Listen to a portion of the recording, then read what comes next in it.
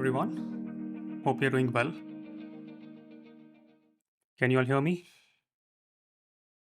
Okay. So there's a problem with my mic. So we will continue with the setting that we have today. And the minute I put in the USB for my mic, internet speed it drops. So I have to ensure that we conduct the class today.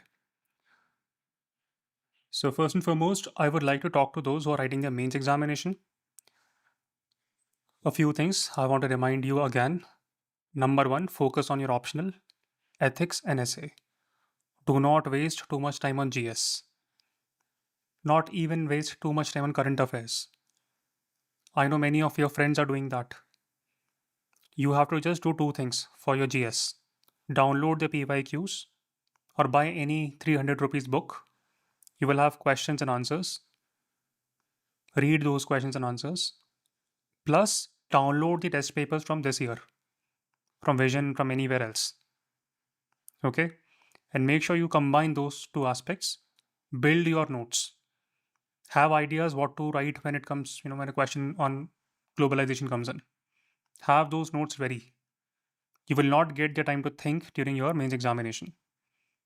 And you have to prepare with the idea that you cannot leave a single question. Until the last 21 days, your goal is simple: keep on learning, keep on learning, keep on learning. Last 21 days, keep on revising. You will write for 6 hours on daily basis, plus 10 hours you will then analyze, revise whatever you wrote for those 6 hours. You may think putting in 16 hours for last 21 days, it's a Herculean task, but you have to do it. That is how you will get the rank. Okay? But please do not waste too much time on analyzing current affairs or going through random notes, random material, random sources. PYQs plus test series, download those things. That's it. And just see if you can answer something or not. Goal is to get above average score in GS. Focus entirely on your optional, ethics, and essay.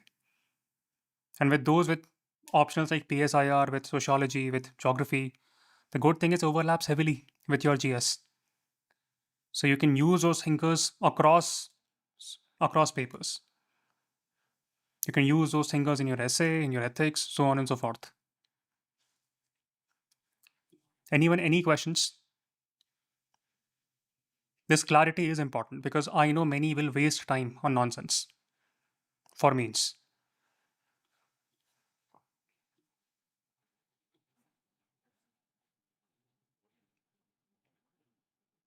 Think if you have any question. It will also allow me to also gauge if I'm audible or not. Okay, just give me a second.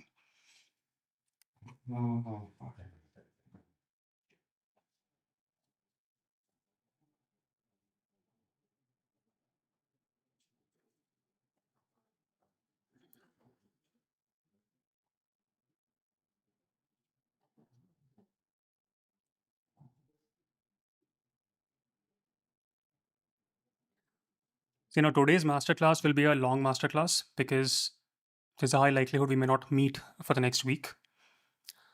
So let's start today's masterclass with a few headlines. And we may discuss a couple of topics today. Okay. Read through these headlines and tell me your thoughts. Let's start with the first news item.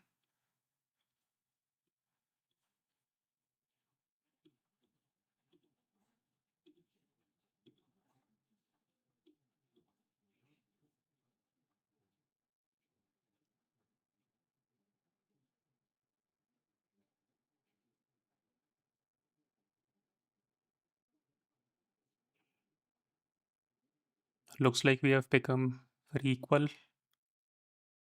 Sharp decrease in extreme poverty. Government is attributing this reduction to inequality of various initiatives and schemes pursued during the past decade. And this is not a random newspaper, it's Hindu.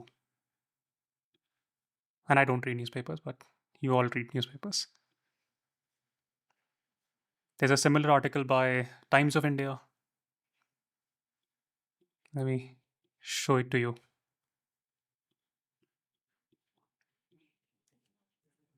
Just have some thoughts.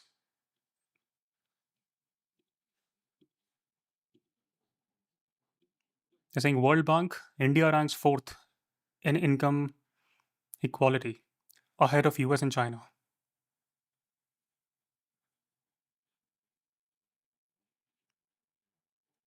India has become one of the most equal societies in the world, ranking fourth globally.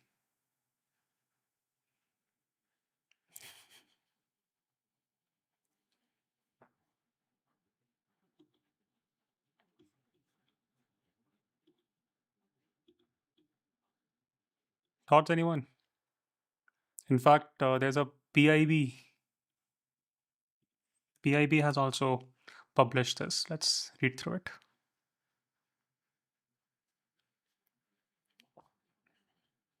PIB has spoken about Lorentz curve and the Gini coefficient and everything that they may test you.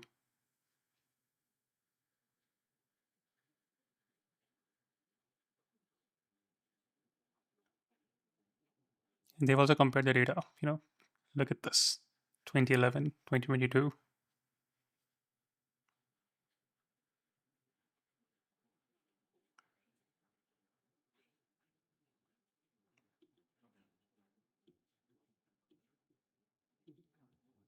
Okay, Swapnil, after you. What do you think? Yes, sir. Sir, I think in this year only, to calculate the Gini index, they have changed their calculating mechanism, I think. For this year, World Bank has changed their calculating mechanism. That is why we have seen such sharp decrease.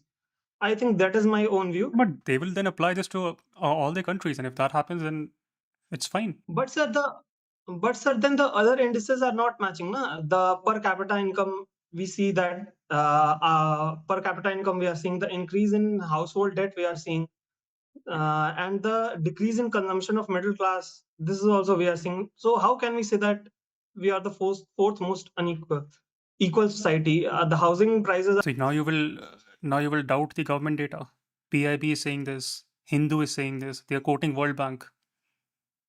No, sir, I'm not doubting, sir. I'm just analyzing. Ki it might be one facet of the data, but there are other facets also on which we have to see.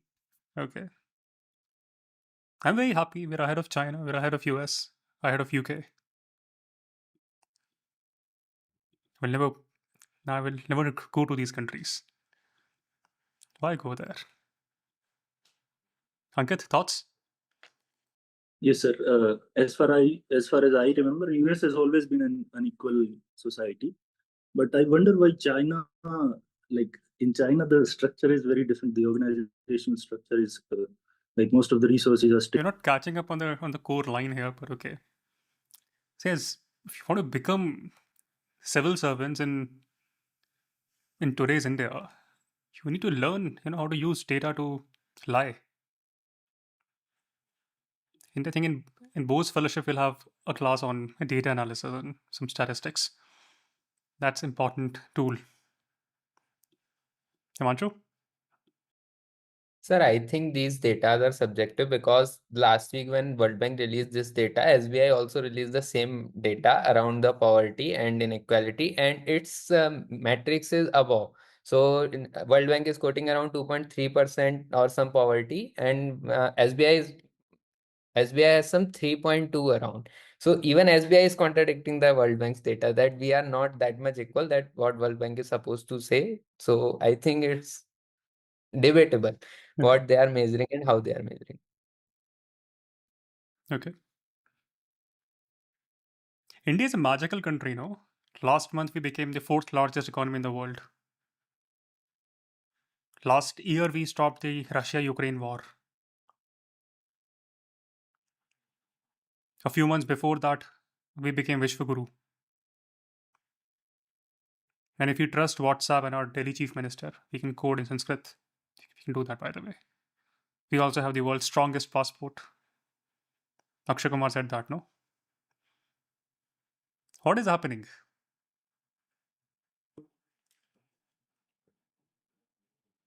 Because whatever is happening is extremely dangerous.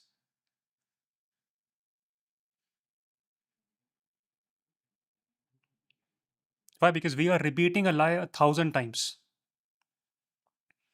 And we repeat a lie over 1,000 times, what happens? In the eyes of idiots, it becomes truth. And that is exactly what we are doing. India's PIB, it is government's own press information bureau. It just claimed that India is now the 4th most equal country in the world. My question is, do you feel that?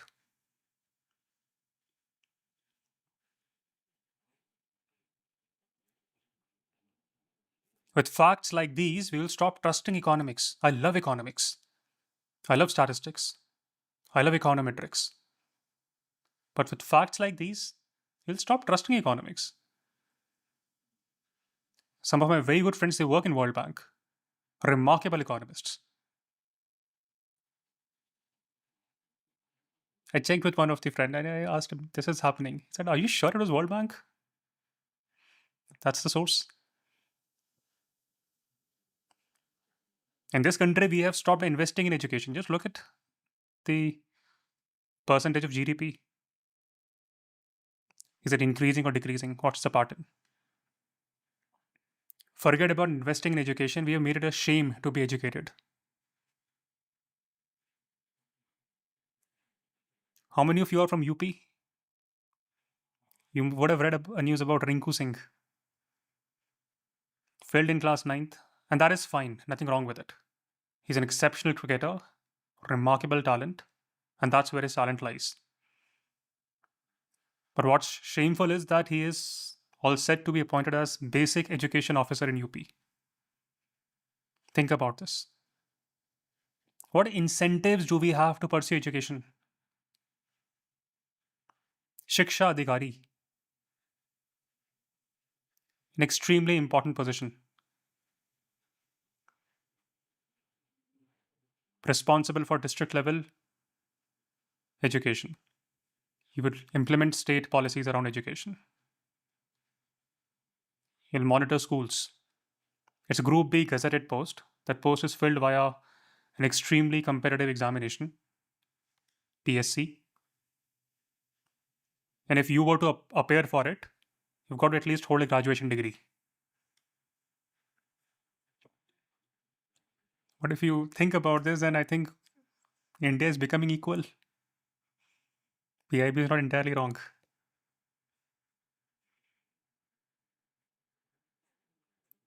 See what PIB is claiming. 4th most equal country in the world. But just ask a commonsensical question. Do we see this around ourselves? Today, this country is run by 2 billionaires.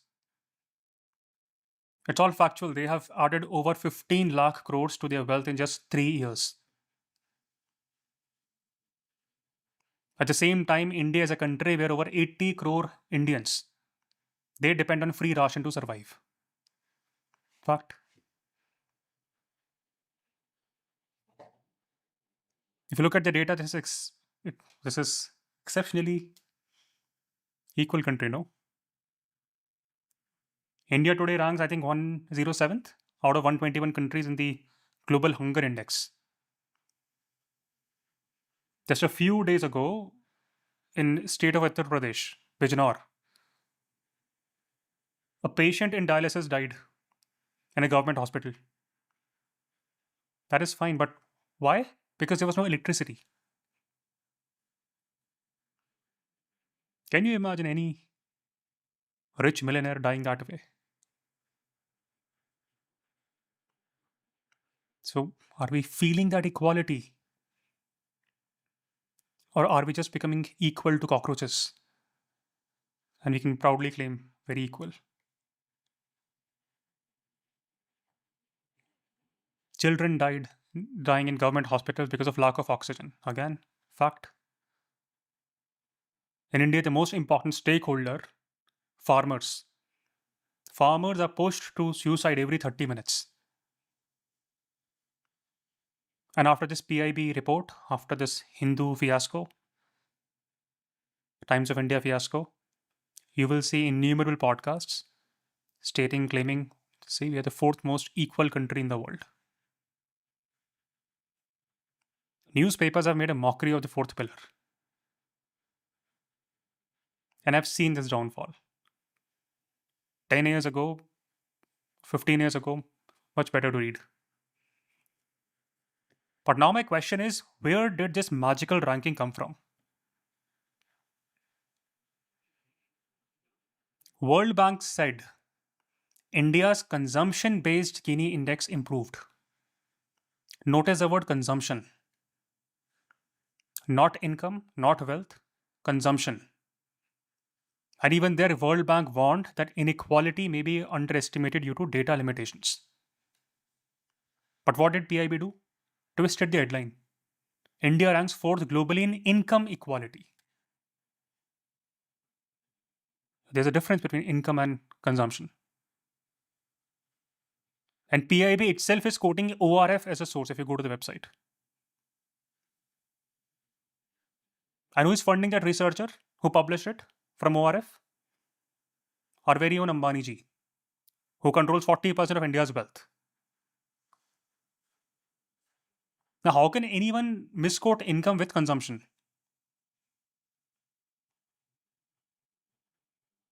To all those who have gone with economics episodes will understand this. It's like saying that a poor man and a billionaire are equal because they both had lunch today. Consumption is very different. Why? Because poor man spends everything he earns just to survive. Rent, ration, medicine. Don't have savings, do not have cushion, do not have future. Billionaire will spend a very small fraction of his income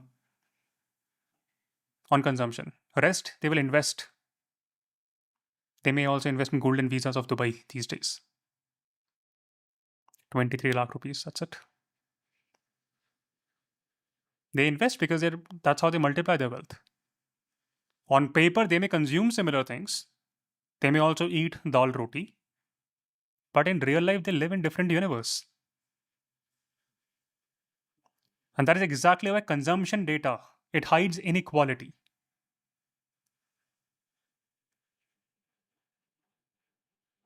And World Inequality Database, to which World Bank also refers to in publishing the report, they do not rely on this shortcut. World Inequality Database, it combines national income accounts, wealth aggregates, tax data, rich list, surveys on income, consumption, assets. They all stitch this together and provides a comprehensive framework. And when they do that, you have a terrifying picture that PIB will not publish. It used to publish back in the days, but not anymore. Top 1% of India earns 22.6% of all income. Top 1% holds 40% of country's wealth. India's income inequality is at the highest levels in recorded history. Our income tax system, it's regressive, relying heavily on indirect taxes. And compare tax collection from corporate versus individuals in India. We'll get the number.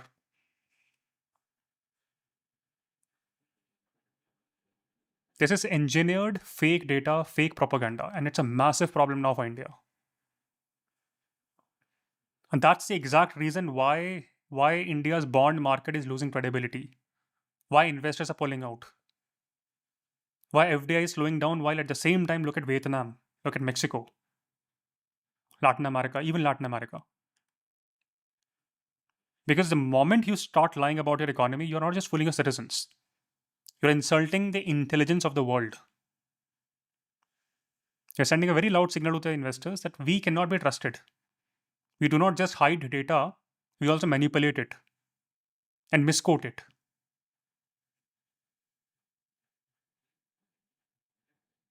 And when real economists, when they publish actual facts, we label them as anti-nationals. Trust is everything in economics. Trust is everything even in foreign policy. It takes decades to build that trust. And we have done something similar to our foreign policy also. A couple of months ago, we occupied Karachi. We obliterated Pakistan.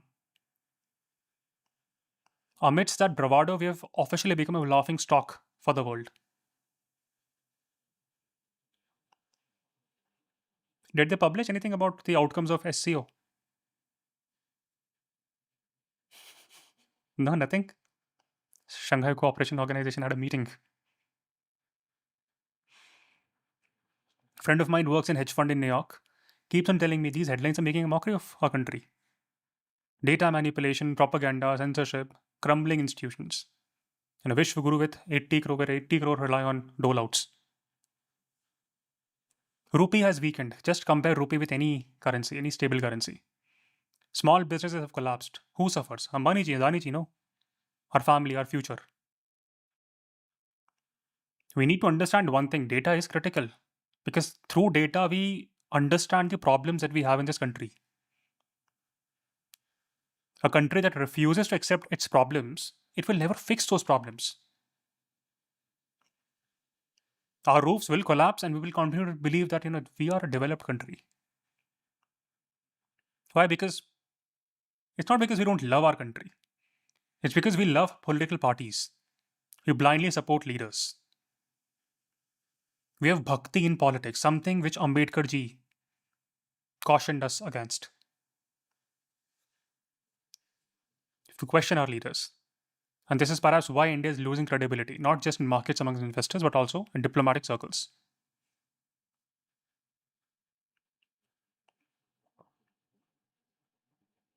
And this was published by Hindu, by Times of India, by PIB. They could not do a simple thing, just read what World Bank has written.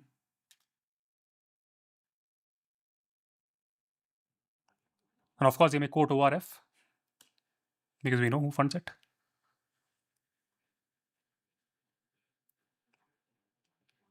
Now I want to switch gears and I want to talk about something very interesting that also happened in the world. And for that, we'll have to watch a video.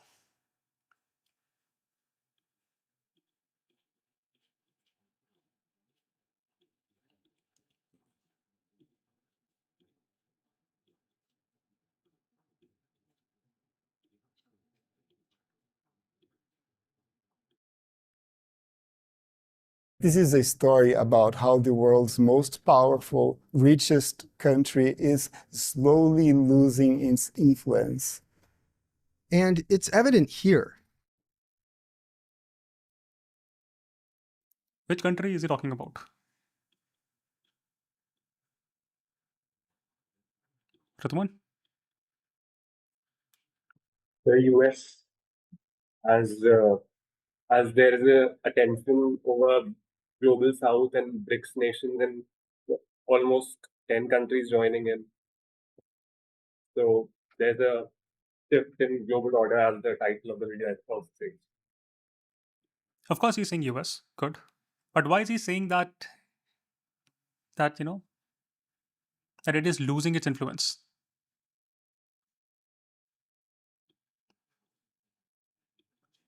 Anyone? What's the reason? And is it happening for the first time? And if it is losing influence, then who is gaining influence? But before you answer these questions, first of all, unraise your hands. Now, before you answer this question first. Who can tell me what is influence? How do you define influence? For basic questions, you don't raise your hands. Good. Yes, Madhuri? Sir, it's the ability to control others, control their behavior, emotions, thought processes through your own talks and manipulations, or even inspirations or motivations. Okay, that's not the definition I'll write, but okay, good. Can get the gist of it. US is the richest country in the world, no?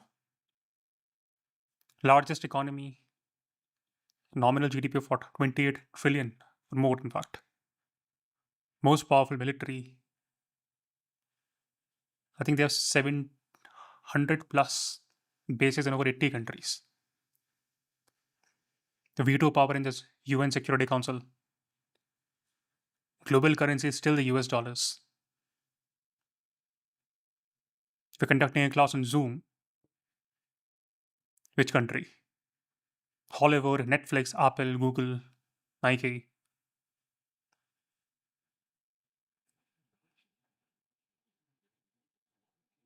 Then why is it said that US is losing its influence? If a country has all the power, all the money, all the weapons, but then others stop listening to it, stop aligning with it, is that country still powerful?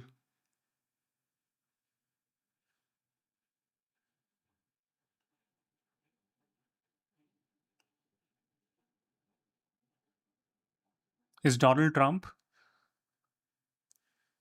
ruling with authority or with influence?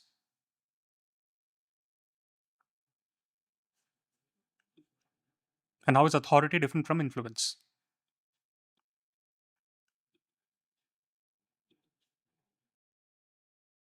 So I think it's a combination of both. I can't. It's not entirely authority or entirely influence. That's what I think. But which one would have a major percentage in his rule? Clara?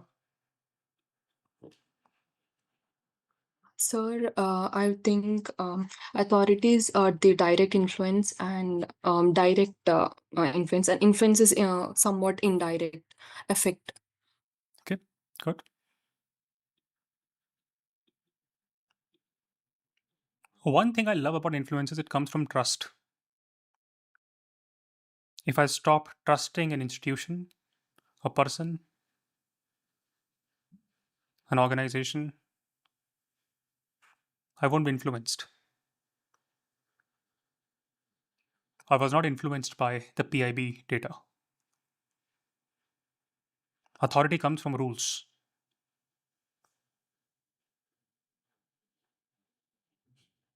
The US has so many military bases. It has a veto power in the UN.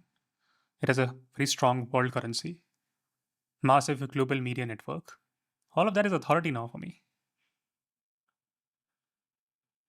Not just for me, but many in Africa also, many in Southeast Asia also. Why? Because now young people, they're downloading TikTok. They're using Chinese phones. They're learning Mandarin. They're learning Mandarin in Nepal.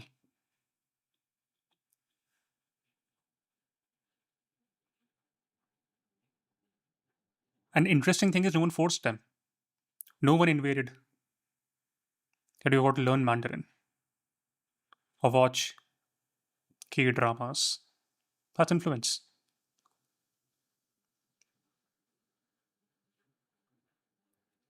Many are thinking and many are saying that just because Donald Trump came to power, we're seeing the waning of influence. That's not the truth.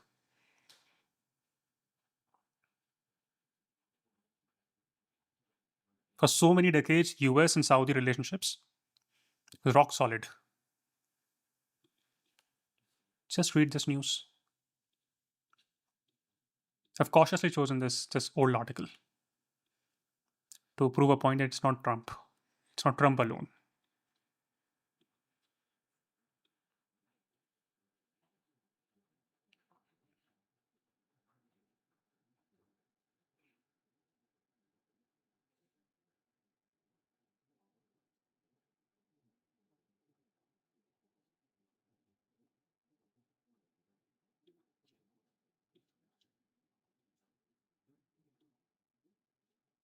In 2023, I think, Mohammed bin Salman, he refused Biden's request to increase oil output.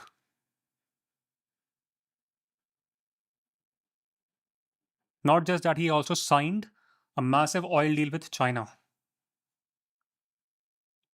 I think he also joined the BRICS expansion in 2024. Saudi Arabia did not cancel ties with the US. It diversified. It's an example of influence leakage.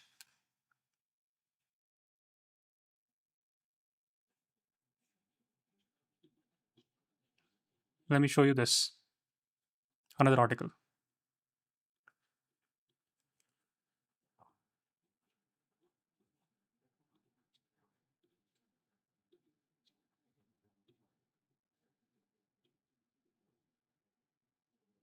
So CFR will build a case for this. Okay.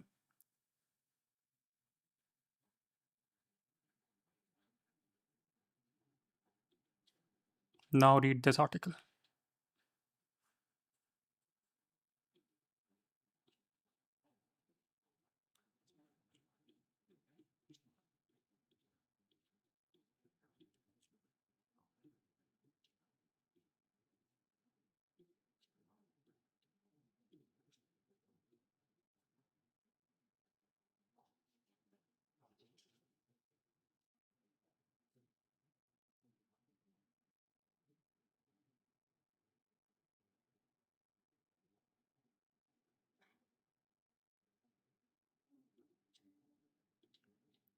What is happening?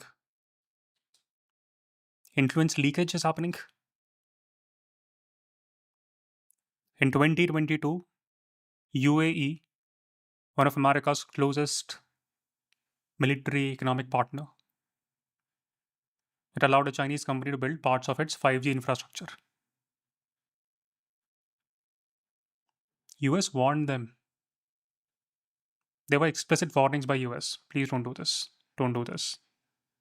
UAE went ahead, gave contract to a company blacklisted by US on national security grounds. And that's not a casual move. It's not a clerical error. It's a calculated choice. Not just that, I think UAE also joined the Chinese Belt and Road Initiative. Even allies are now choosing non-US partners for trade, tech, strategy. No?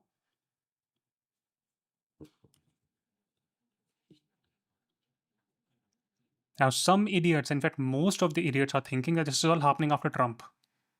No. Foreign policies are never so short term. This has been happening for a while now. These are long-term shifts. What we are witnessing now has been building up quietly for years. Indonesia, Malaysia, Thailand, Philippines.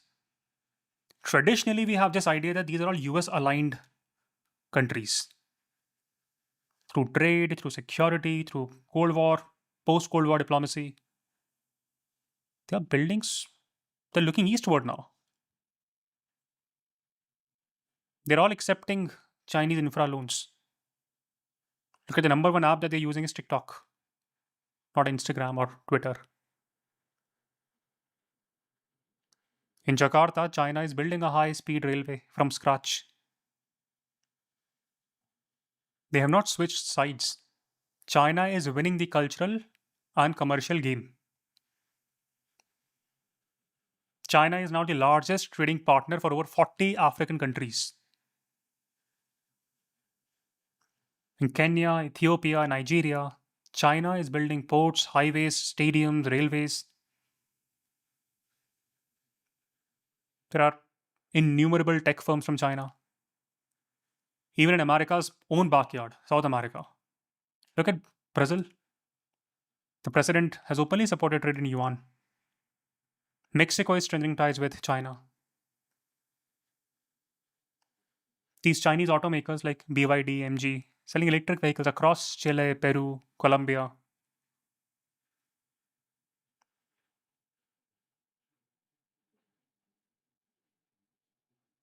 What's happening with US? It's just authority. Influence has waned, no? Or waning. Sitting on a table, being the head of the table, but no one is listening to it anymore. No one in South America, no one in, not even in North America.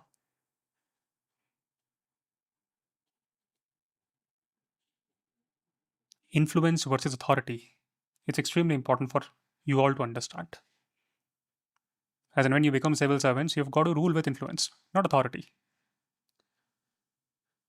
You can never serve India with authority.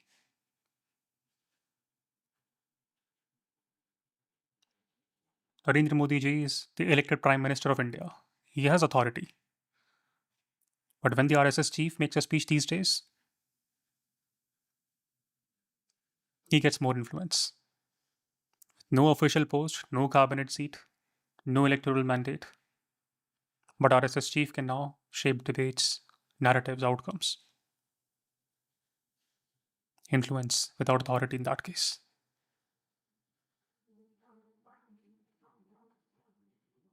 I think Gadkari ji also criticizes him once in a while. Not so openly.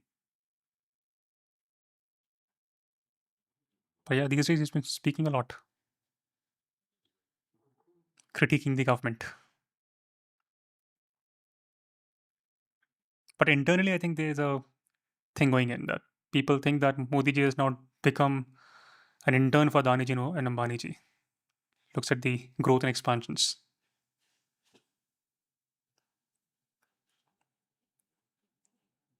Let's come back to the video. Okay, let's see what's happening.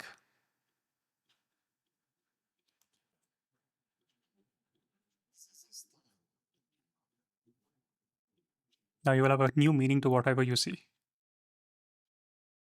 About how the world's most powerful, richest country is slowly losing its influence. And it's evident here. We can see across Brazil thousands of Ford cars. Why Brazil? What's happening in Brazil? Or what happened in Brazil?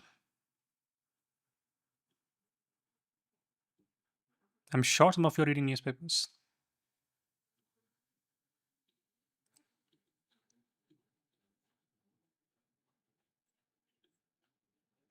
Yeah. BRICS. Why are they saying it's more evident in Brazil? Because that's where the summit is happening, Rio. And I think, read through this what Trump lamented a few hours ago.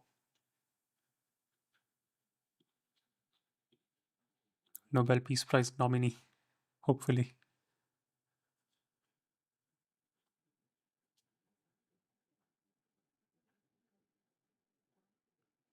Did you read it, writers?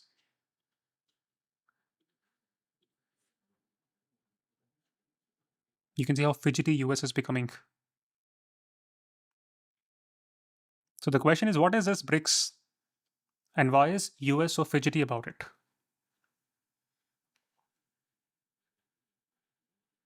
What's the reason? I think a few hours ago he said, we should be very careful about these growing alliances that want to replace the dollar. And he was not talking about specifically about anything, not NATO or Russia. He was clear. It's BRICS. So what exactly is BRICS?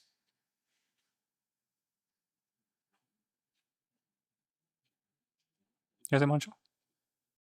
Yeah, so BRICS begin as a grouping, intercontinental grouping. I must say that it has Brazil, Russia, China, India. So with this, it represents almost 45% of world population and 35% around GDP, I guess. You missed So with the yes, the South Africa also. BRICS. And now with BRICS plus countries like UAE, etc., are joining in. So US has a reason to doubt that the countries where its influence was very much high, they are also shifting to these intercontinental and regional alliances. And de-dollarization is always a talk because BRICS has also new development bank under it. So it is influencing their regional loan system against the IMF and World Banks. So the Eastern countries like Indonesia are approaching towards the new development bank rather than World Bank, where US has more influence. So that's why it's a concern for them. Okay. See, the original terminology, it was never BRICS. Original terminology was BRIC. It originally consisted of Brazil, Russia, India, and China. No S. No South Africa in the beginning. And this term BRIC was coined in 2001 by Jim O'Neill. He was an economist at Goldman Sachs. He was not a diplomat. He was not a foreign policy analyst. He was a market guy.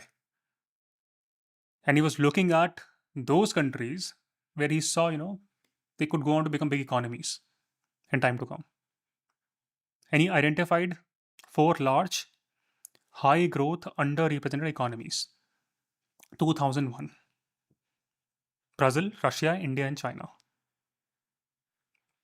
If you look at these countries, they have large populations, rising GDP, young workforce, strategic resources. And he said by 2050, these 4 countries could rival the G7 in terms of economic power. That was the prediction. I'll tell you why this is wrong, but that's the prediction. So this was a financial thesis which became a political project.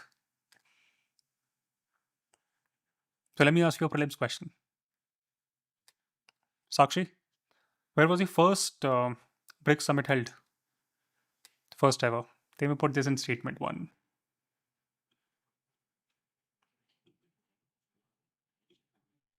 Sir, I think in Rio itself. No.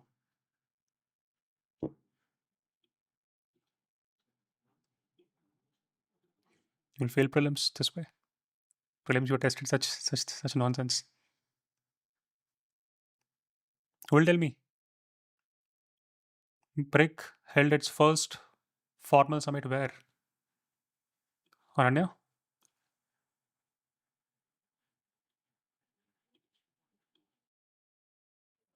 In Russia. I'm not sure about the exact city, but I think it was Russia. I want the exact city.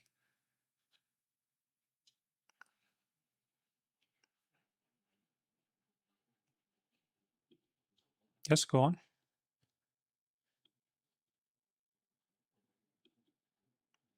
Tuvada? I've requested you to unmute and answer. Your hand is raised.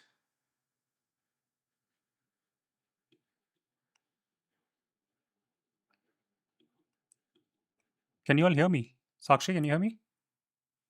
Okay, it's just Tuvada not able to hear me. Tell me the city.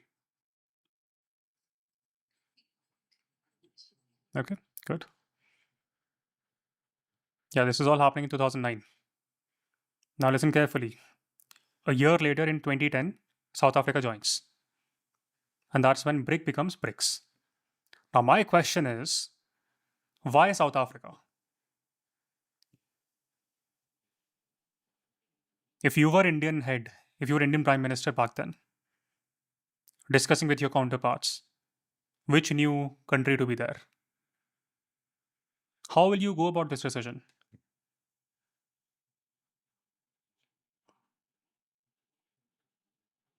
You look at the representation first, I think. Africa is not there. But within Africa, why South Africa? Why not Nigeria? Africa's largest economy. Why not Egypt? One of the oldest civilizations in the world.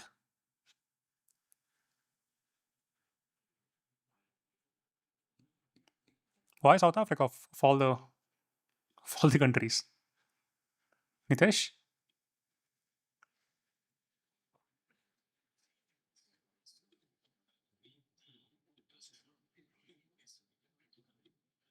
And China cares about it? But okay. China, Russia, they are part of BRICS.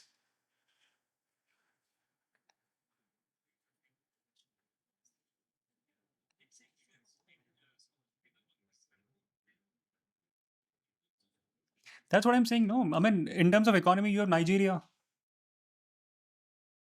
And here, yesterday, in fact, the transport minister of Russia was found dead. Few hours after he had a tussle with Putin. It was said that he committed suicide.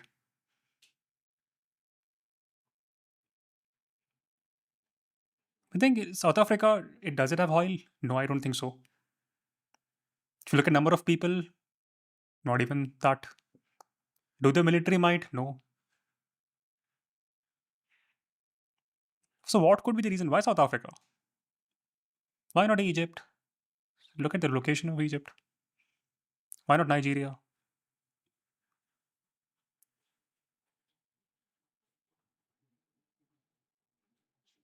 Yes, Swapnil?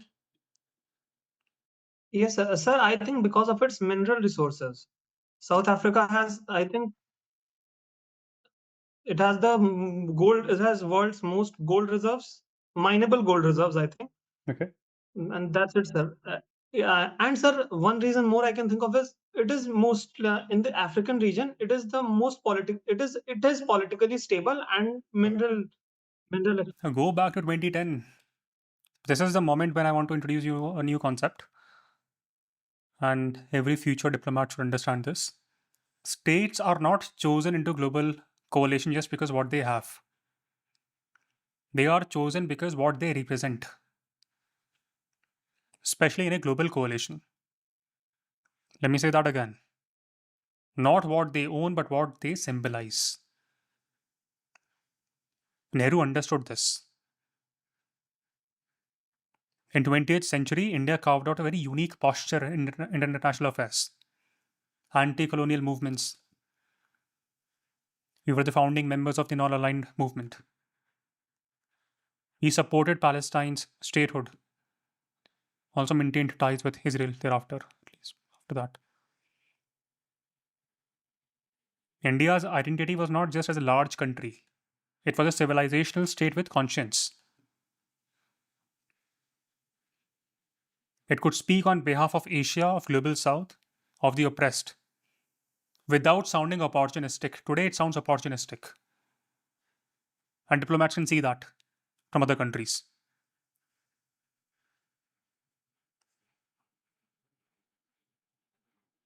This identity is now shifting.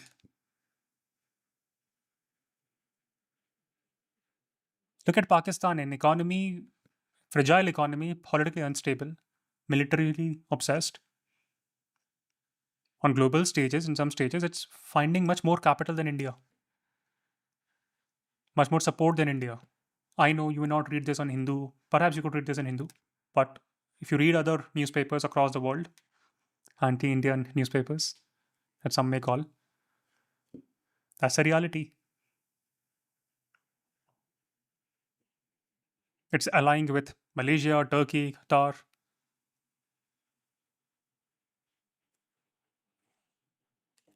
It's able to navigate with US, with Russia. At the same time, maintaining a stance as defender of the oppressed. See Pakistan being defender of the oppressed. Of course, it could be a lie, but that's how they are able to represent themselves. Perception is important. Posture is important. How you vote in the UN is important. Anyone seeing how India is voting these days in UN? What stance India is taking? What is it representing?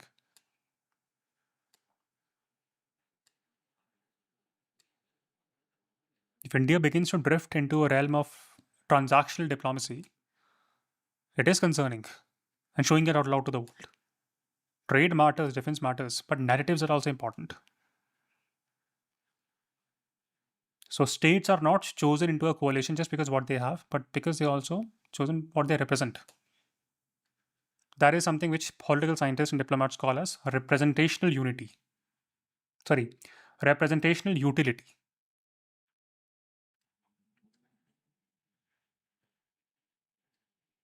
What is representational utility? Tell me a short note. Write a short note.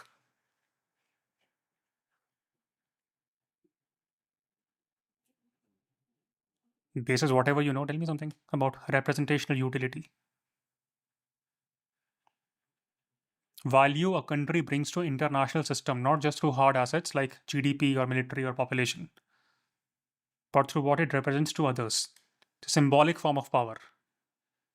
And that symbolism is rooted in identity, narratives, geography, history, perceived legitimacy.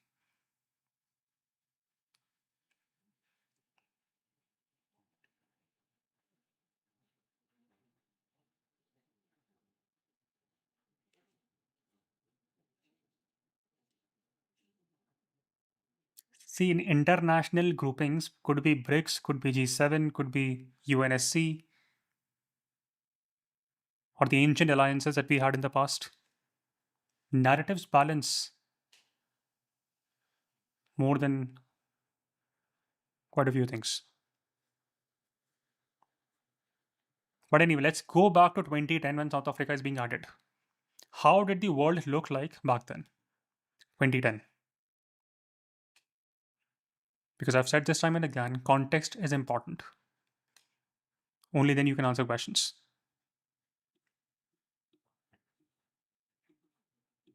So when I asked you a question why South Africa was added, go back to that year when it was added and then look at the context of the world. Anas up?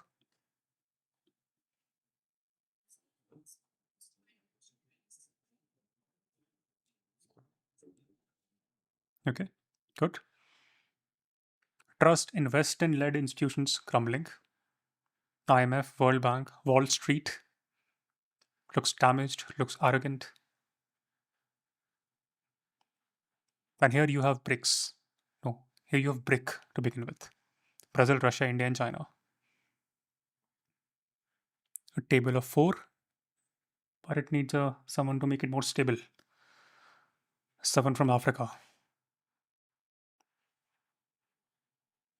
But why Africa? What's the relevance of Africa? Africa is the youngest, fastest growing, resource richest continent on Earth. You cannot claim to be speaking for emerging world without, when you leave with approximately 1.5 billion people from Africa. So BRIC has to become BRICS. And in this context, we're debating Nigeria. But look at Nigeria. I agree, Africa's largest economy by GDP, huge population, huge oil reserves. But in 2010, Boko Haram is rising. Niger Delta is boiling. Democracy is fragile. Corruption is institutionalized. Nigeria was strong on papers but erratic. Like Vinod Kamli. Potentially a great athlete, but dislocated knee or different priorities. See, I used to watch cricket when Tendulkar used to play. So all my references are from Rahul Dravid, Sachin Tendulkar, Vinod Kamli. Those were the glorious days of cricket.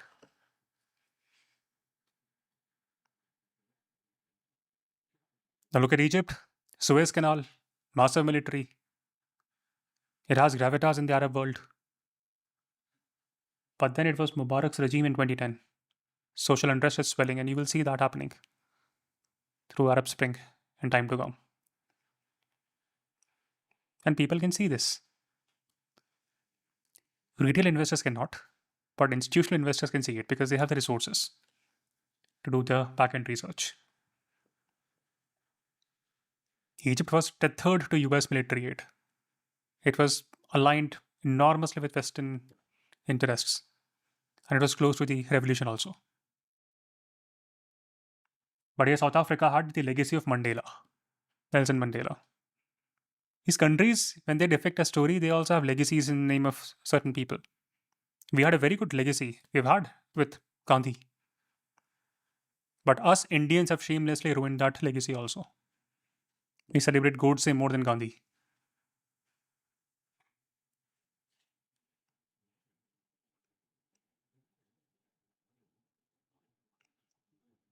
South Africa had done quite a few things that, faced its sins, dismantled its regime, and it stepped into democracy. It had the continent's most diversified economy. It had a stable judiciary. It had a functioning parliament, an independent central bank, and it also had minerals, platinum, cobalt, gold. But more than that, it had the story. And BRICS needed that story. They will not say that, we found someone from Africa. What kind of Africa would represent in a new world order? You want to partner with someone with credibility. We want a dignified voice, not angriest voice. And BRICS was building an alternative to the West. Notice this word, building an alternative to the West, not a rebellion against the West. Ideally, we would need a partner who could sit across from Washington, London, Berlin, not shout, but speak with clarity, and can have good relations with all the countries. And South Africa could do that. It's spoken in the UN, WTO, African Union, G20. It had built ties with China, with India. So you will not be invited to the table just because you're big. You've got to be balanced also. I've been a huge admirer of India's foreign policy until the fiascos that have been perpetrated by the laser eyes. And I think we analyzed it through Chanakya, why that's a wrong move. Why that was a wrong move in PSIR.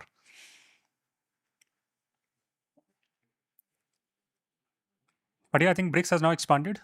No, it has UAE, also Egypt, Ethiopia. Egypt also got in. No? Iran, Saudi, are they also part of it? Yeah. So let's come back to the video.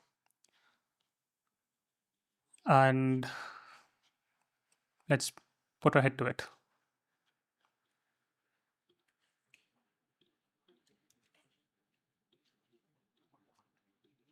Let's rewatch it from the beginning.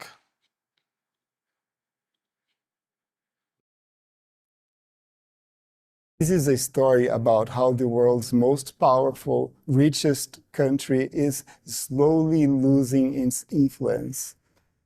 And it's evident here. We can see across Brazil, thousands of Ford cars almost disappear. Meanwhile, China's BYD is becoming increasingly common. Ford left a plant abandoned. BYD, they modernized the plant. They are now producing electric cars from Brazil. It's evidence of the growing connection between Brazil and China, the B and the C of the BRICS Plus coalition. This is a group that hopes to rival the US-led G7. The most important emerging economies in the world are the four BRICS: Brazil, Russia, India, and China. My fellow Americans, this is Liberation Day. This mantra, America first, has created an opening. The trade war increased the solidarity between BRICS nations.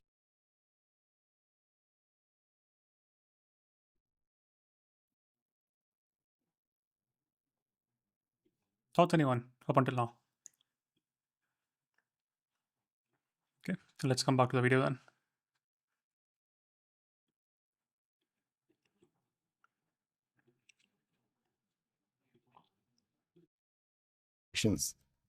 The BRICS are now emerging as really the only global forum that can stand up to Trump's trade war.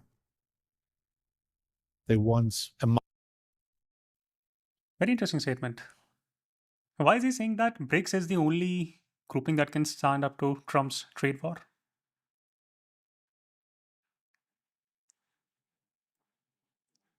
Jyotsna, what is a trade war? What is this trade war? This term is thrown around a lot these days.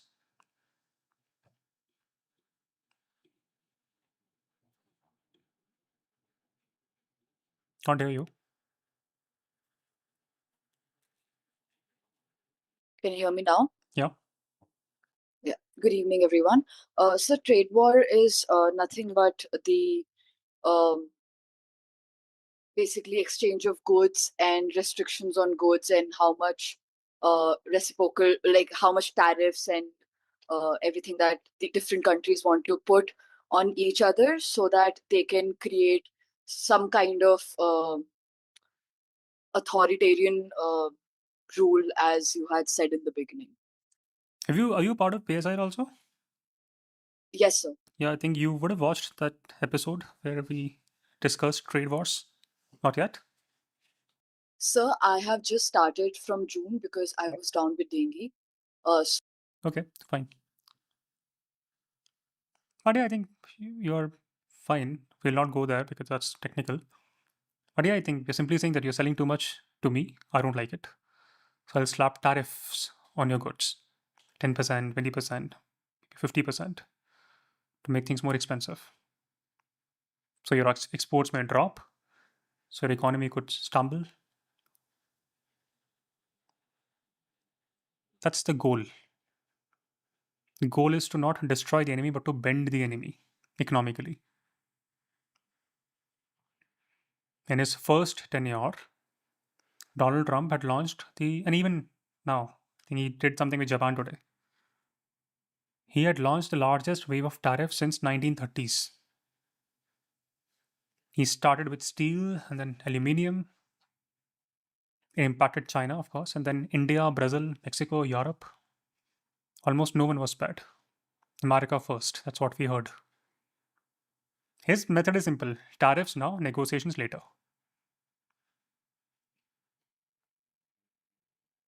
And he's not just dismantling foreign goods, he's also dismantling decades of multilateral trade consensus. World Trade Organization, Trump is mocking it. Global supply chains disrupted. NAFTA, mocked again. That's economic nationalism with a steel bat for Trump. So who could stand up to that? Who could resist when the biggest buyer in the world, the US, decides to punish your exports? Perhaps those 5 countries, 5 continents, 5 very different systems.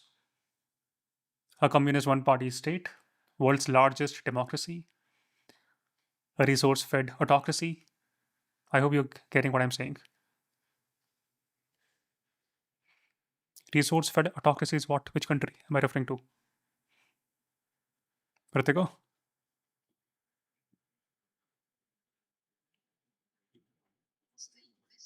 Resource-fed autocracy. I agree with that also, but in case of BRICS, it's Russia. And then you have an emerging African republic.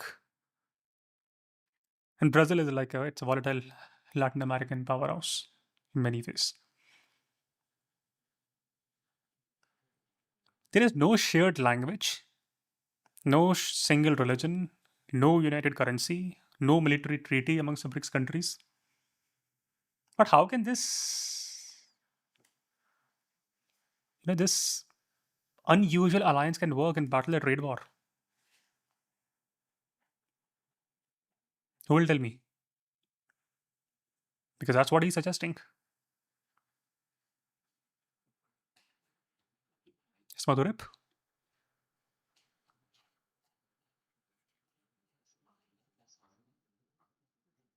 In India, so Modi ji thinks of US as enemy. If that was the case, then Adani would have been in jail.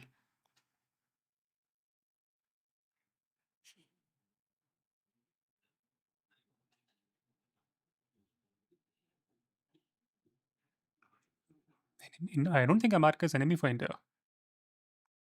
Our foreign minister's son studies in America, works in America. Not just him, many, many, many. Our chief minister of, I think, the former chief minister of Madhya Pradesh, now the agriculture minister of India, his son went to US for education. Our education minister's daughter is in US currently at Fletcher School. So we can't be enemies with them. All the officials in the civil services, they're dying to dine with the American ambassador in New Delhi.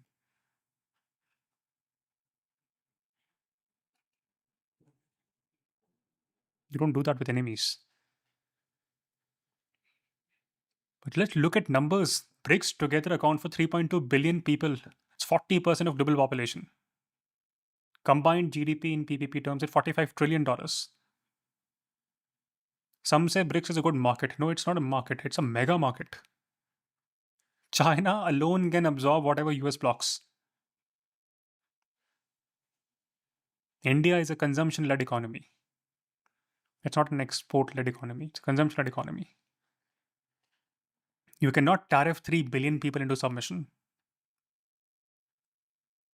3 billion is not a market, it's civilization.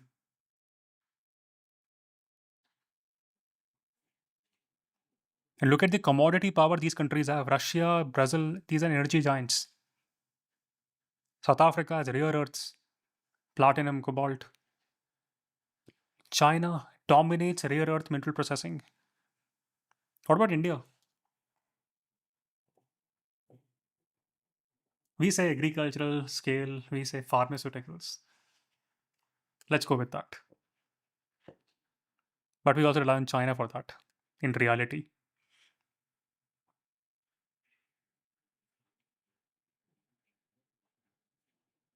So it's a huge market, no?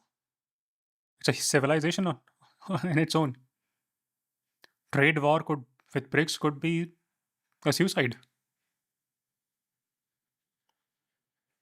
Not just that, look at the centrality of China in the global supply chain. Who will tell me about it? In terms of supply chain, how valuable is China?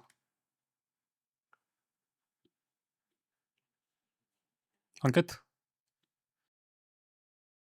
Yes, sir. I think they control most of the rare earth supply chain in terms of cobalt and nickel and other rare earth metals. Also, they are coming up at par with the US in terms of semiconductors also. And as the video mentions, automobiles also, like China is getting a big share of the automobile sector also. Yeah.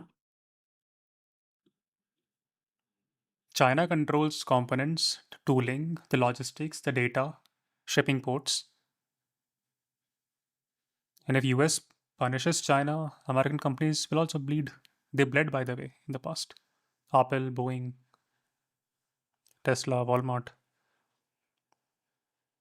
In trying to hurt China, Trump might hurt his own donors because they also depend on Chinese supply chains.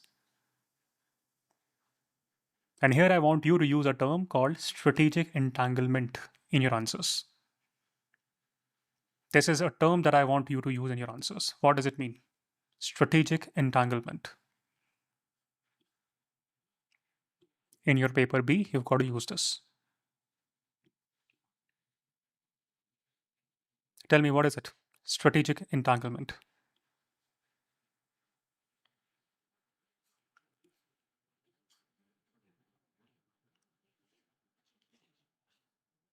I give you an example already. No? Yash? Sir, can it be a group or association coming up with a one objective to tackle? Absolutely not. Akanksha? It means like a kind of deep togetherness or interdependence between countries' technology. Yeah, good. Look at the word strategic entanglement. Refers to a situation where two or more rival states, they are so economically or technologically interconnected through supply chains, through investments, through mutual dependencies, that any attempt to hurt the other side also harms oneself.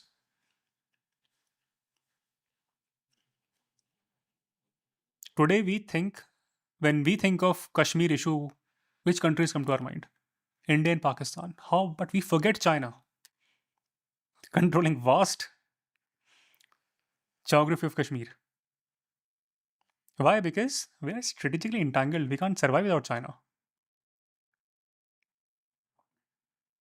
In international relations, smart people holding the post of NSA, foreign minister, home minister, they have to design strategic entanglement as a long form strategy. This is not by accident. You design it. Nations, they deliberately build, deepen economic, technological, financial links. That is how you deter diplomatic hostility. That is how you maintain strategic leverage over each other. And that is how you create dependencies. Very difficult to unwind.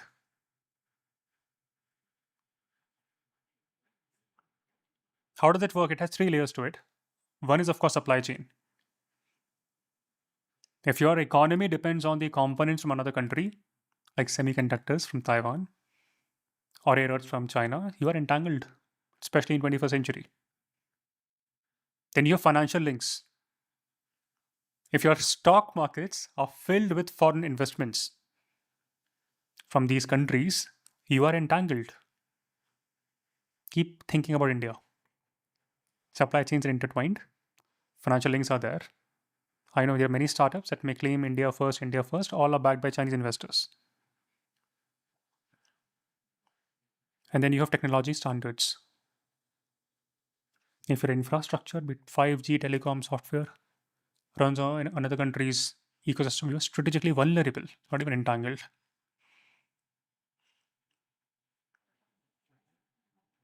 After this Galwan Valley clashes in 2020, India's imports from China reached a record high, remains a record high even today. Why? Keep on raving about Indian pharma companies. All the Chinese, we rely on Chinese APIs for it. Our pharma will collapse without it. Indian electronics is not made in India. We depend on Chinese components for it.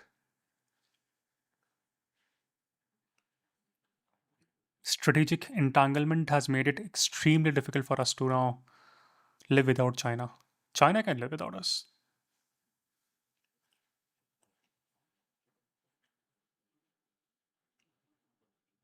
I think it is in this context of strategic entanglement, I think Taiwan is also important. No? Why?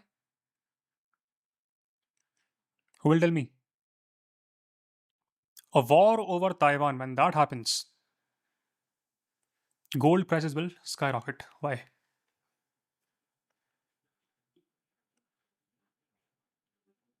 Rituan.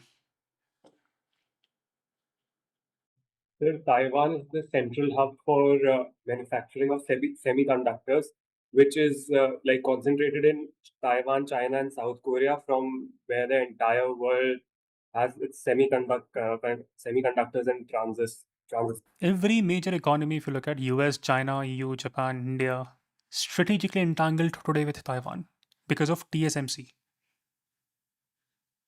Taiwan Semiconductor Manufacturing Company produces 90% of the world's most advanced chips.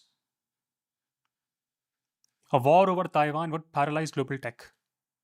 And that is why both US and China, they are cautious. Not because of kindness, because their economies would collapse too. That's how important Taiwan is today. So it's like semiconductor deterrence, not even nuclear deterrence.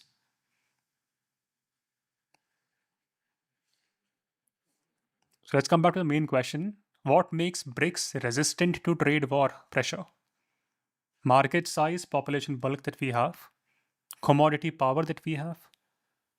You look at South Africa, look at Brazil, look at China, look at the supply chain, relevance of China there. Another element is, I think, the Western, this financial infrastructure.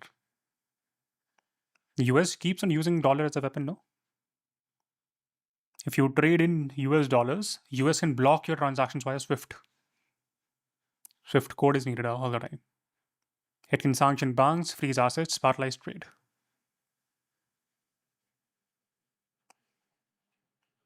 BRICS saw that coming. They created New Development Bank in Shanghai. Contingent reserve agreement arrangement was there.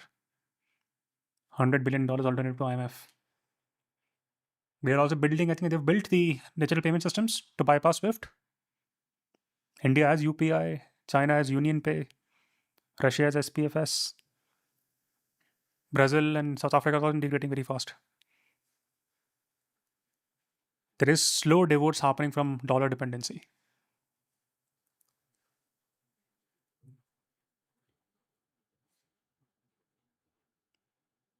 Let's look at the video. Let's come back to the video.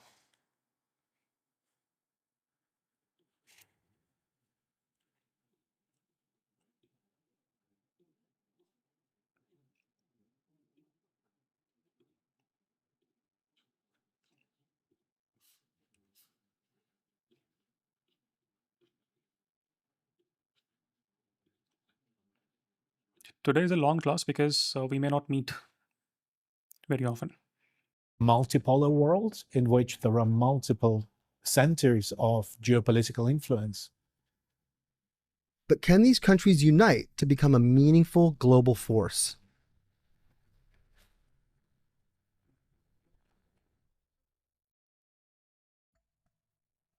To answer this, it takes an understanding of how economic power collided with circumstance and whether the group can overcome some big hurdles. But first, the acronym BRIC was coined in 2001 by Jim O'Neill, who at the time was an economist with Goldman Sachs. I thought it was quite clear that so-called emerging markets were going to become more important to businesses. And so I sort of played around with the idea, and I wrote a piece called "The World Needs Better Economic BRICS," and the rest is history, so to speak. Eventually, it went on to be popular among the governments of these countries who held their initial summit and established BRIC in 2009. The first ever BRICS Summit is getting underway in Russia. In 2010, South Africa was invited because it was a major economy on the African continent. Over time, more countries started expressing interest in joining BRICS. China became a major trading partner and a major foreign direct investor in many countries across the global south. And a lot of countries saw this as an opportunity to elevate themselves geopolitically, as they were not part of other multilateral groupings such as G20, for instance. BRICS is an inclusive formation that has the ability to change the trajectory of the global south. 4 members joined in 2024, and this year Indonesia joined as well. So now there are 10 countries. 10 countries equals economic power. Look at how the original BRICS have grown compared to the G7 in terms of global GDP since 2009. It surpassed the G7 in 2019. Now add in the expanded lineup, and its share is nearly 40%. Any thoughts, anyone, up until now? Any thoughts, anyone, up until now?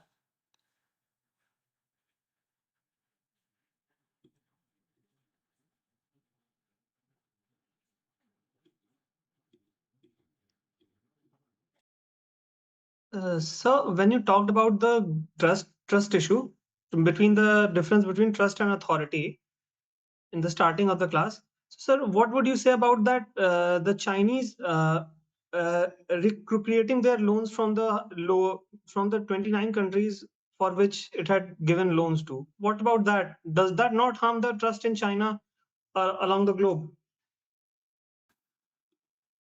It was a loan, right? Or grant? Was it loan or grant?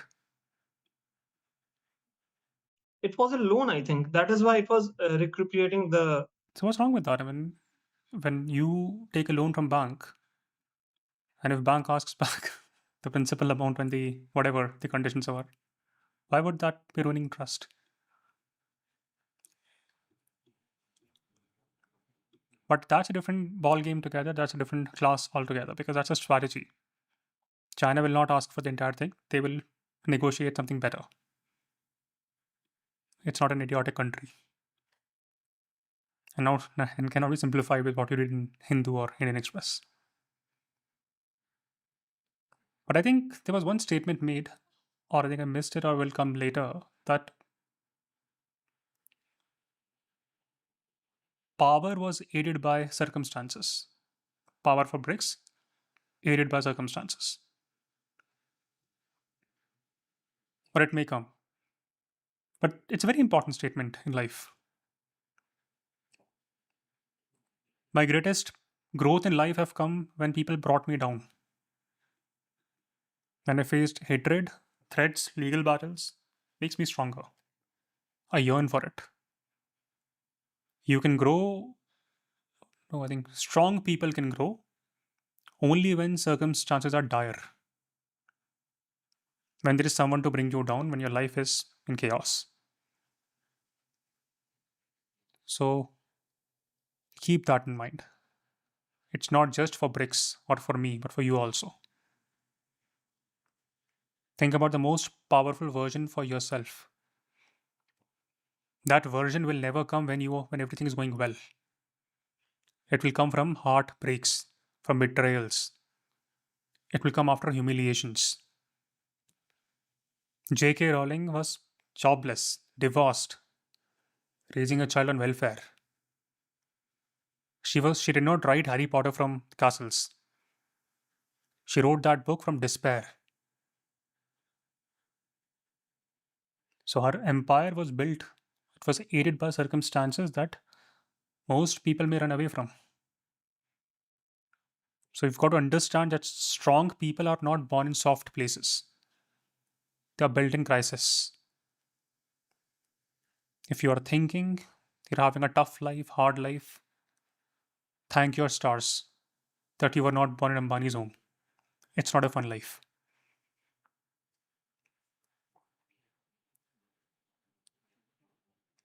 Think of any leader. Think of Winston Churchill. Of course, he is hated for all the right reasons. But in Britain, he has a different persona, and also in global politics. Why? Because the way he reacted, how he reacted, and how he came across as a strong prime minister, as a strong wartime prime minister. No crisis, no Churchill. Zelensky, I think, before the war, he was a comedian. That was the persona. A comedian who turned into a politician.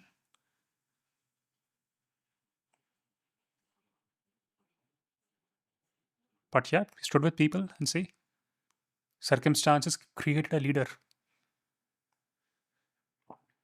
So let's look at this alliance, BRICS. Brazil, Russia, India, China, South Africa, and more recently Iran, Egypt, UAE joining in.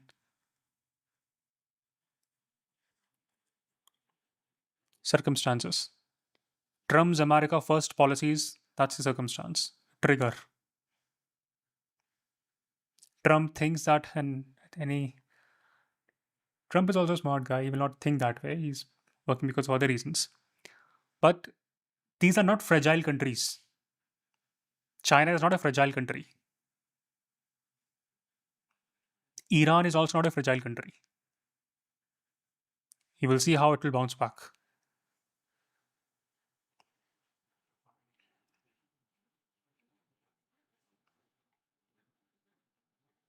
If he raises tariffs, if international institutions are weakened, these countries will rise. And US may not be the stable center of the global order. China leads with economic power. Russia leads with energy, military leverage. India, I tend to think technology and trade, hopefully.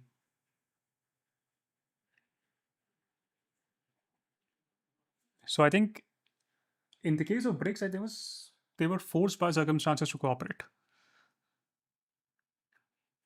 His unpredictability made BRICS necessary. Okay, so let's come back to the video. In this video, they will talk about this, why it became a necessity.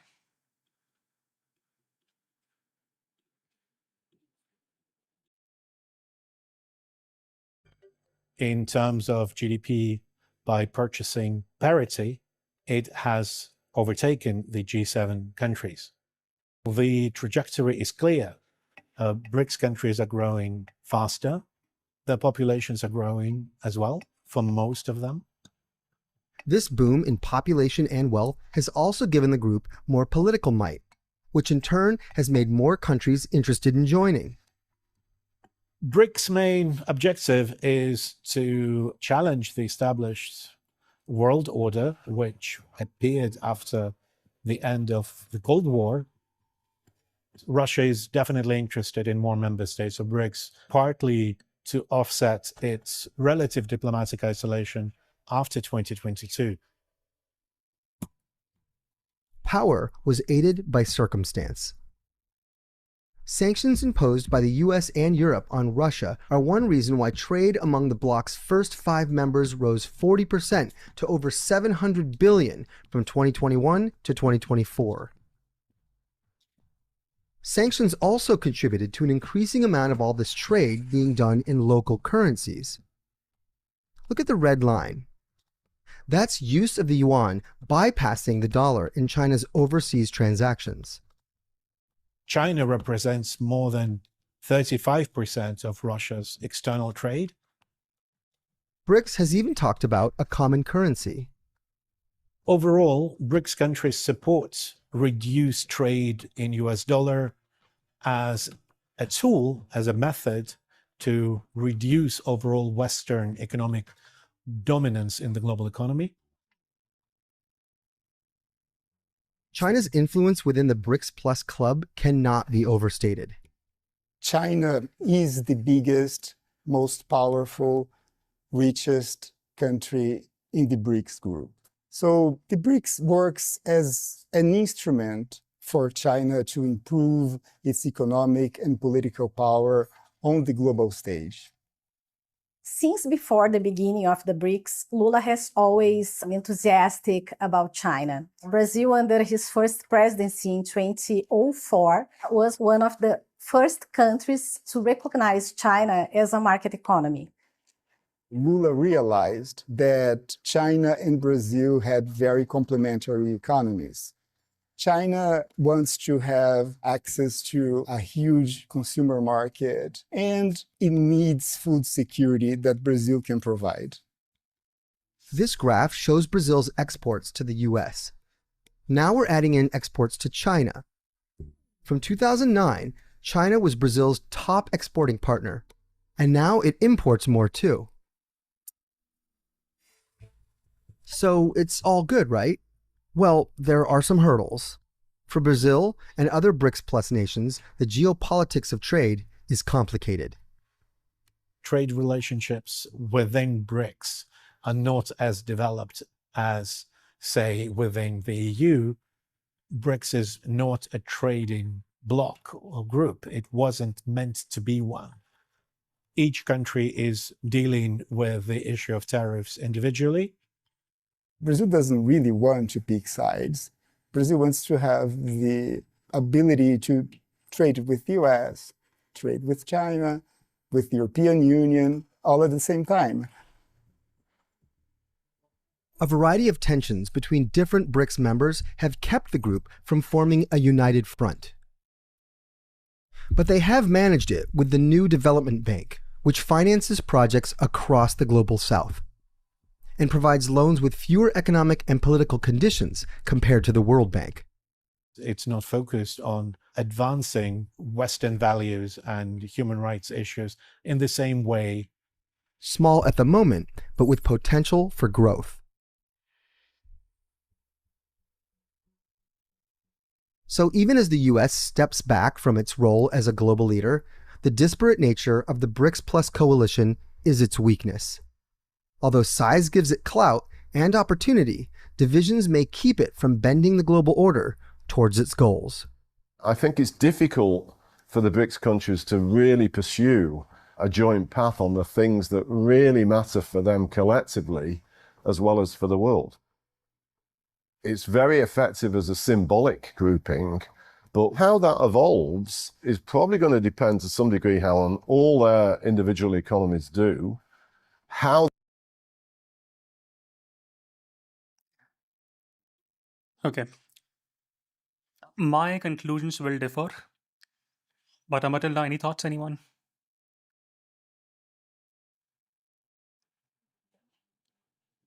Because here at Misfits, we'll not think like potential leaders, not news reporters. Yes, Sushmita? So I had a question actually. Cannot hear you. I had a question. Try again. I had a question of You had a question? Go on. Yeah. So, we see that BRICS is building as an alternate to the West, but I feel that within the BRICS nation, only China has been able to leverage Okay. rather than other countries. So is I it wish. actually beneficial for India? I wish our Prime Minister thought of it that way. Did you see photos coming out of this year's BRICS Summit? You will see Lula de Silva, you will see Modi ji, but you will not see few interesting, very important figures. Any thoughts? Who are those people that you may not see this year? Yes, Ankit? Yes, sir. I think Putin and Mr. Xi Jinping were not there. Okay. See, Putin, for Putin, there's a legal reason. And I think he's wanted by the International Criminal Court for his role in the Ukrainian invasion. So if he steps foot on the Brazilian soil, the Rome Statute, it just signed the Rome Statute. So Brazil is technically obligated to arrest him. So you don't want to get into that turmoil. And therefore, he sent his foreign minister and he joined virtually. But Xi Jinping, if you think about it, Xi Jinping, he attended every BRICS summit since 2013 without fail. This is the first time he has skipped it. No ICC warrant, no health issue.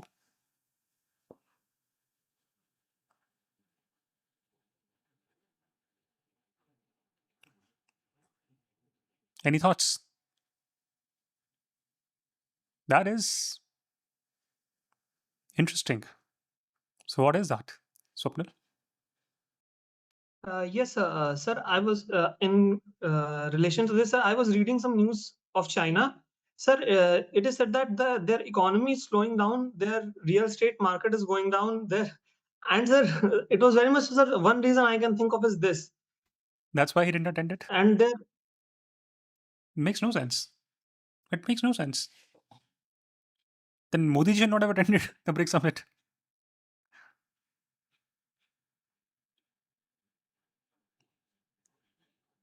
There's no connection.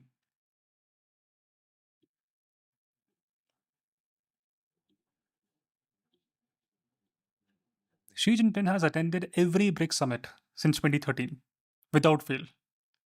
First time he's skipping it. And that is a term that smart people, that's a thing that smart diplomats do. That's strategic silence.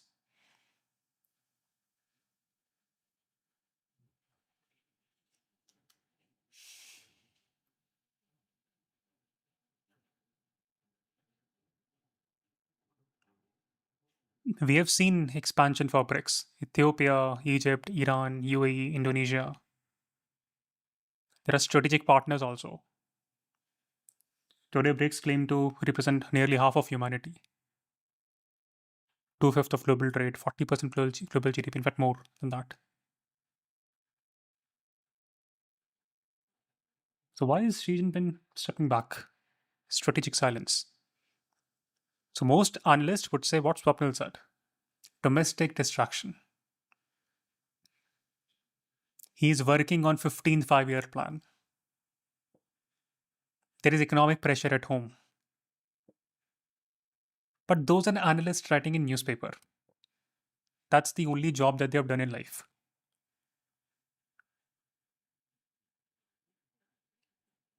And that is why they're generalists. But is that the reason?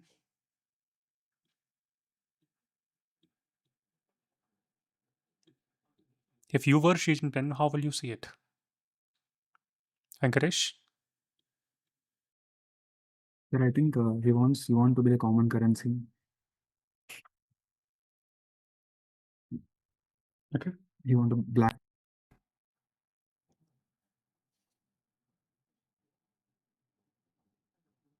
Think. Ankit? Sir, I think, sir, Xi Jinping doesn't want any engagement with US as it is leading BRICS and also the tariff war that is going on in the world. Or perhaps he wants to avoid taking photos with Modi ji. He may hug him. Yes, that is also because he didn't attend G20 summit also.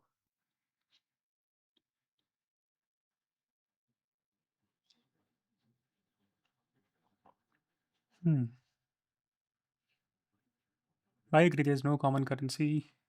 Countries are also not in unison. India thinks differently. China thinks differently. There are issues with the two countries. I think India has also refused to settle in yuan. Brazil also, is cautious about alienating the US. Is Xi Jinping, clear that BRICS is failing? Russia is also not a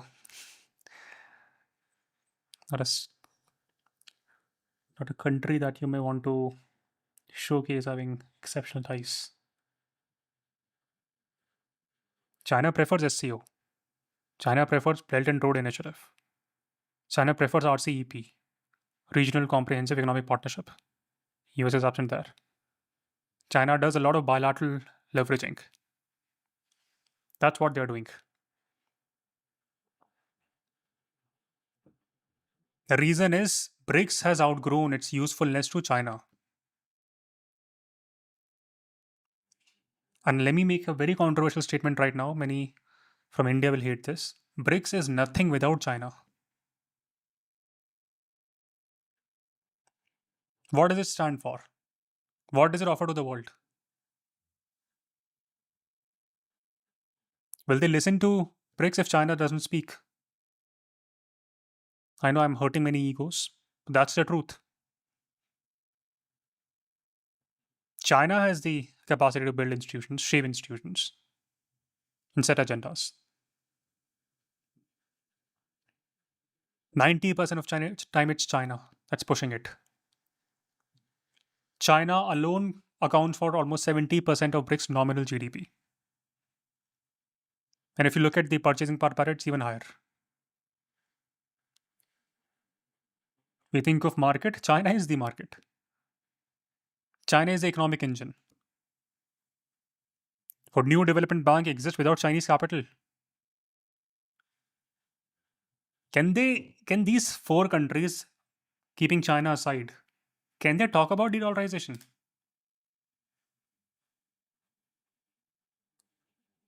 Would any from global south care about if China was not part of it? If you remove China, it becomes a WhatsApp group of mid-tier power with no economic weight. Belt and Road Initiative built by China, not by BRICS. De-dollarization being led by China. China was using BRICS. Rare earth diplomacy, China owns 85% of global processing. Artificial intelligence, quantum computing, 6G, no other BRICS countries even close. China has logistics, it has the capital, it has the tech, it has the vision. All the others are cheerleaders. Would Ethiopia join BRICS if China was not there? Would Indonesia care if only Brazil, India, Russia were part of it? It is China that is giving visibility. Even in this video that we saw, talks were all about China. Largely about China. It is China giving credibility to BRICS. Without it, it's a leftover. Russia is sanctioned, isolated, limping. Brazil is also a precarious situation. South Africa does not have economic leverage. India, I leave it for you to gauge and judge what's happening. Individually, they could be important, but it's China that's the gravitational pull.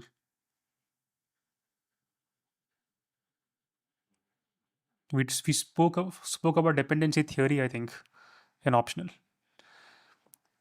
In BRICS, the rest of the bloc depends on China. They depend on Chinese investments. Just look at that. Chinese market access, Chinese diplomatic cover, Chinese financing of joint projects. Xi Jinping did not skip BRICS because he is disappointed. He skipped it because he knows he can afford to. Because he knows what we all know now. And most of these BRICS leaders, they quietly admit BRICS cannot function, let alone influence the world without China. And when you know that a room cannot move forward without you, you don't have to show up to prove your point. You can prove that while staying away. Deliberate signaling.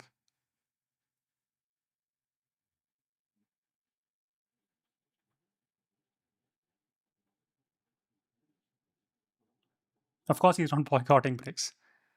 He's not breaking it apart. Global headlines this time dominated. Xi Jinping missing it, skipping it, not there.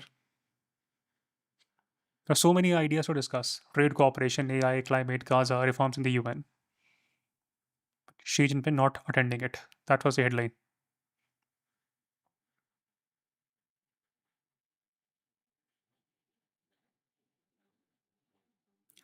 Please write a few questions and then I'll move ahead with the rest of the class, which is very important. Critically assess the idea that BRICS, as an alternative global order,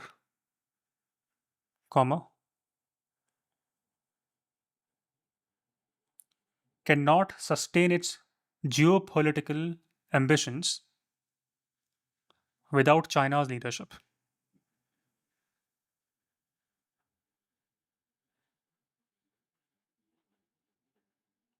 And to all those with PSIR as optional, make sure that you're using theories of IR in your paper too. For GS, it's okay to quote C. Raja Mohan, Shashi Tharoor and all. But for the optional, you've got to quote realist scholars. Use Mearsheimer, use Morgenthau, so on and so forth. Note down second question. Authority is the power to command, semicolon. Influence is the power to persuade.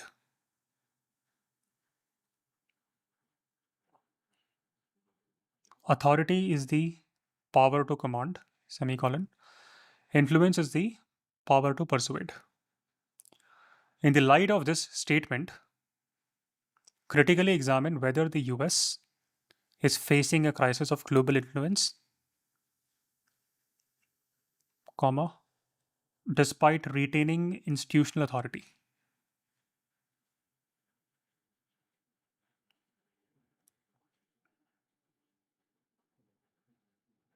Okay, now come back to the discussion for today.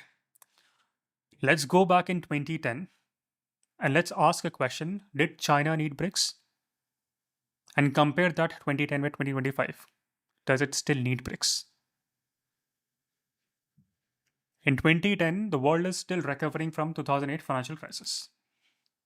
Western economies were shaken. People were losing trust in Wall Street, in IMF. And imagine that you are China in 2010. You're growing fast. You're building, you're exporting, you're expanding. But you're still being seen as a factory. You're not seen as a leader today in 2010. In that scenario, you need a platform. You need a club.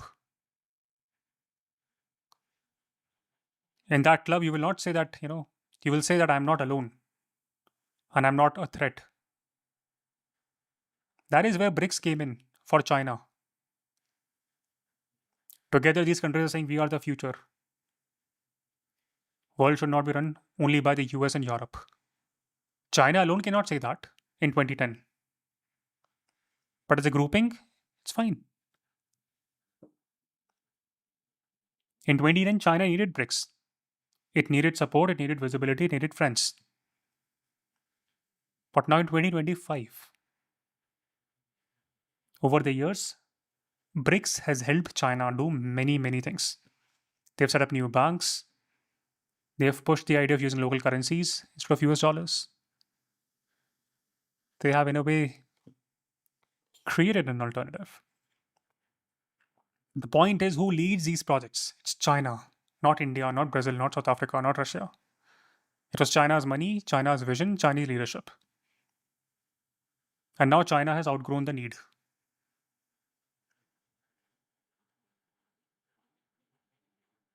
Now let me ask you a very uncomfortable question. Back in 2010, where was India? And in 2025, where is India? In 2010, India was growing and also glowing. World was noticing India. Goldman Sachs said, next big four. India was a darling of global democracy. US president came to India. He said India is not just emerging, it has emerged. We were growing at a pretty high speed, 8% in some years. There were high hopes from India-US civil nuclear deal. India was seen as the balancing power in Asia between China and the West. Amongst the BRICS, India stood as the only true democracy. There was excitement, credibility. There was hope. It's 2025 now. Ask yourself, which global institution did India create? India joined Quad? India joined IPEF? India joined the RIC? No, I don't know. But vision, initiative, all of that came from China. It was China launching AIIB, BRI, NDB. China is pushing for internationalization of yuan. Even the BRICS currency discussion led by China. Telecom standard settings done by China. What agenda has India driven within BRICS? Simple question. Did India bring South Asian nations closer to BRICS? We have ruined our relations with South Asian nations. Did India insist on any institutional reforms? No, because we will have to do our own reforms. Did India push for democracy inside BRICS? I'm not saying it's needed, but did India do anything that it stands for? We went there, we took photos, we stood on the front line, and that's what we showed to the world, or at least to India.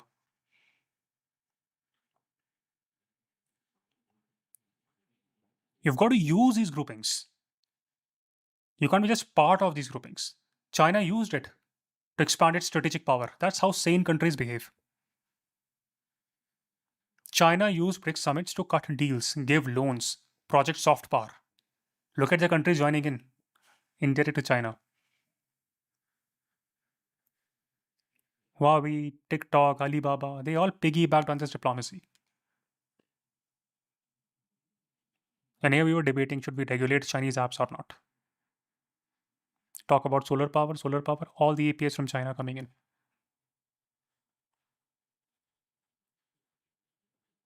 A strategic entanglement with China only rising. Today, India wants to be everywhere. Quad, BRICS, SCO, G20, ISA. But what's the strategy? In 2010, India was seen as a principled country, a non-aligned power. But today we are Vishwaguru. But I don't know what kind of Vishwaguru. Just look at our voting patterns in UN. We can't even take a decision.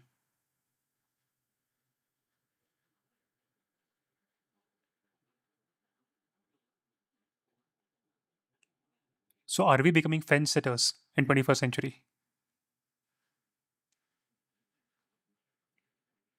India once had the moral weight. We stood with Palestine, we stood with decolonization, we stood for South-South cooperation, and it was principled stance. Today we abstain. We play both sides, and the world can realize and see that. We do not have any firm foreign policy identity anymore. Some may say it's strategic autonomy. It's not strategic autonomy. What autonomy?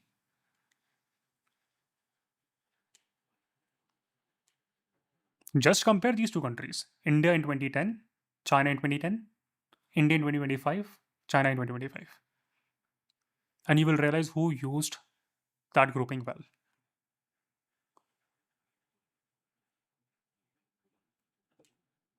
India could have done so many things. India could have proposed a BRICS Climate Justice Fund. Hypothetical. India could have created BRICS UPI system.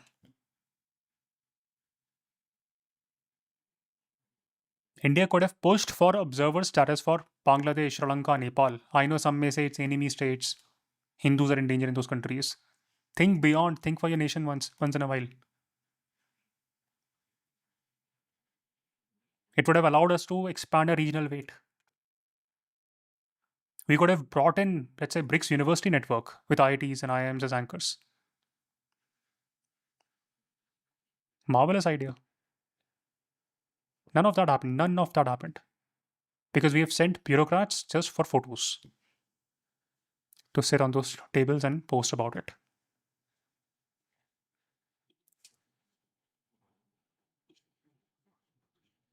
With this, we wrap up